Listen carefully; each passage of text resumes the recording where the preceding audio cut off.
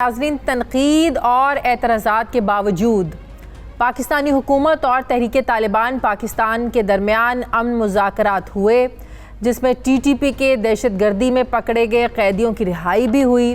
ابھی چند روز پہلے وائٹ اور گرے لسٹ کے لگ بھگ 50 قیدیوں کو رہا کیا گیا، اور پھر توقع ظاہر کی جا رہی تھی کہ تحریک طالبان کی طرف سے کوئی کارروائی نہیں کی جائے گی اور نہ ہی سیکیورٹی فورسز کچھ کریں گی، لیکن تحریک طالبان نے امن مذاکرات کی پرواہ کی، نہ ہی سیکیورٹی فورسز کی طرف سے چھوڑے گئے ان قیدیوں کا بھرم رکھا۔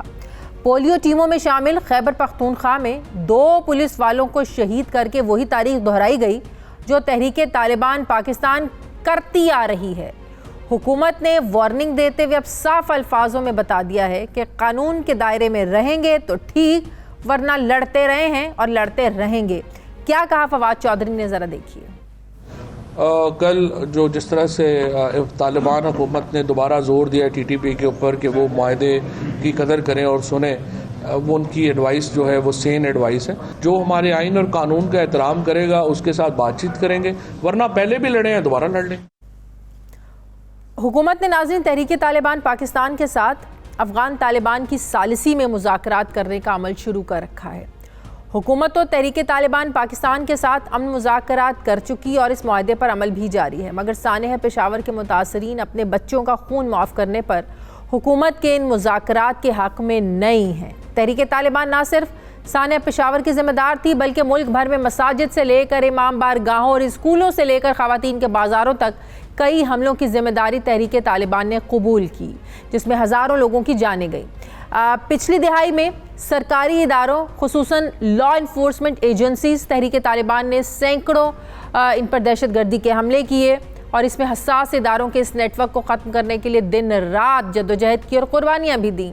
تحریک طالبان پاکستان افغانستان بارڈر کے ساتھ لگنے والے علاقوں نورستان، پکتیا اور کنڑ میں رہتے ہیں اور وہیں سے پاکستان میں کارروائیاں کرتے تھے، لیکن گزشتہ کچھ سالوں سے پاکستانی سیکیورٹی فورسز انہیں وہیں تک محدود رکھنے میں کامیاب رہی ہے۔ اب سوال یہ پیدا ہوتا ہے کہ اب جبکہ دہشت گردوں کی کمر توڑی جا چکی ہے، تو ایسے میں شہداء کے لواحقین کو ناراض کر کے یا اعتماد میں لیے بغیر مذاکرات کرنے کی ضرورت کیا تھی؟ اس پر بڑے سوالات آج اٹھ رہے ہیں پھر سے۔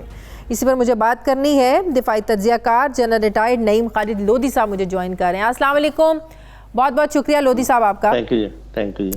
جنرل صاحب، اس طرح کے واقعات جب دوبارہ ہم لوگوں کے سامنے آئیں گے، جب آلریڈی تنقید کی جا رہی تھی کہ آپ کن لوگوں سے مذاکرات کر رہے ہیں، جنہوں نے معصوم بچوں کو مارا، جنہوں نے ہمارے بازاروں پر حملے کیے، مساجد پر حملے کیے، تو آج جب دوبارہ ہمیں یہ پتہ چلتا ہے کہ پولیو ورکرز پر پولیو کے ٹیموں کے ساتھ پولیس والوں کو انہوں نے شہید کیا، تو کیا یہ ریلائز ہوتا ہے کہیں پر کہ واقعی غلطی ہے ان لوگوں کے ساتھ مذاکرات کرنا، بات کرنا، یا یہ زیوم کرنا یہ ٹھیک ہو جائیں گے؟ یہ زمشن تو کبھی بھی نہیں تھی کہ یہ ٹھیک ہو جائیں گے، باقاعدہ گارنٹیز کے ساتھ تھا، بات کرنا بالکل درست تھا، اور اس کی وجوہات میں پہلے بتاتا رہا ہوں، اور آج تیسری وجہ خود بخود سامنے آ گئی ہے کہ ایک حجت بھی پوری ہوگی۔ دیکھیے، آپ جب کسی کے ساتھ بھی لڑائی کرتے ہیں تو بات چیت تو کبھی نہ کبھی ہوتی ہے۔ ابھی امریکہ بات کر کے گیا ہے، second world war, first world war, U K والوں نے بات کی IRA سے، تو یہ بات نہیں ہے کہ بات کرنا کوئی غلط بات ہے۔ بات کی کنڈیشنز جو ہوتی ہیں وہ اس چیز کا فیصلہ کرتی ہیں کہ بات آپ نے صحیح کی یا غلط کی۔ پاکستان نے بالکل واضح کنڈیشنز رکھی ہوئی ہیں کہ جو ہمارے کانسٹیٹیوشن کو مانے گا، ہتھیار ڈالے گا، اور جنہوں نے گھنونے جرائم کیے ہیں ان کو بھگتنا پڑے گا ہماری عدالتوں کے سامنے۔ تو اب دیکھیے کہ افغان طالبان ان کا یہ زوم تھا کہ شاید ان کے کہنے پر یہ لوگ بات چیت کریں گے اور واپس، کیونکہ انہوں نے یہ بات تو کلیئر کر دی ہے افغان طالبان نے کہ ہم تو اپنا علاقہ استعمال نہیں کرنے دیں گے، آپ جائیں اپنی حکومت سے بات کریں اور وہاں پر امن کی کوشش کریں۔ آپ نے یہ بھی دیکھا افغان طالبان نے کہا جی ان سے ہمارا کوئی تعلق نہیں۔ وہ جو لوگ کہتے تھے کہ ایک ہی سکے کے 2 حصے ہیں، ان کو بھی اب تھوڑا سا پتہ چل جانا چاہیے کہ اصل صورتحال کیا ہے۔ کچھ نہ کچھ ٹھیک ہے، انہوں نے ایک دوسرے کی ہیلپ کی ہوگی ماضی میں، لیکن اب وہ ان سے الگ ہو رہے ہیں، اور جو پاکستان طالبان نے جو کہا تھا جی ہم نے ان کی بیعت کر لی ہے، اس کا بھی انہوں نے انکار کر دیا کہ جی ہمارے ساتھ ان کا کوئی تعلق نہیں ہے۔ تو بات یہ ہے کہ وہ پہلے بھی کمزور تھے، اب اور کمزور ہو گئے ہیں، اور حجت بھی پوری ہو گئی ہے۔ وہاں سے افغان طالبان ان کو نہیں جگہ دیں گے، ادھر سے ہم ان کو ماریں گے۔ اور باقی یہ جہاں تک دیکھیں، جس کا کوئی لخت جگر جاتا ہے، بچہ جاتا ہے خاص کر، وہ تو کبھی بھی معاف نہیں کرے. اس کے لیے تو وزیر اعظم کو ان سے بات کرنی پڑے گی, اور میرا خیال ہے کہ وہ ملے ہیں اور دوبارہ ان کو ملنا چاہیے, بات چیت کرنی چاہیے. لیکن ہماری طرف سے مذاکرات کب تک؟ یہ کوئی پہلی دفعہ تو ہم نے مذاکرات کا سلسلہ ان لوگوں سے شروع نہیں کیا, پہلے بھی معاہدے ہوئے. جی, تو پہلے جو معاہدے ہوئے وہ سب کے سب کس نے اسکٹل کیے؟ سی آئی اے ادھر تھی, اور را ادھر تھی, این ڈی ایس ادھر تھی. وہ چاہتے ہی نہیں تھے کہ یہ معاہدے ہوں.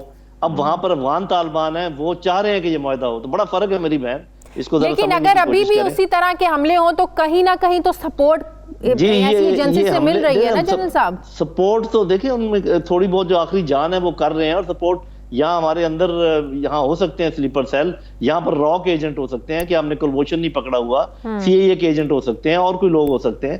تو وہ تو اپنا وہ چلتا رہے گا کچھ نہ کچھ, لیکن وہ کمزوری کی حالت میں ہے. آپ دیکھیں گے کہ وہ اس طریقے سے حملے نہیں کر پائیں گے جیسے وہ پہلے کر رہے تھے, خاص کر جب وہاں پر ان کو جگہ نہ ملی.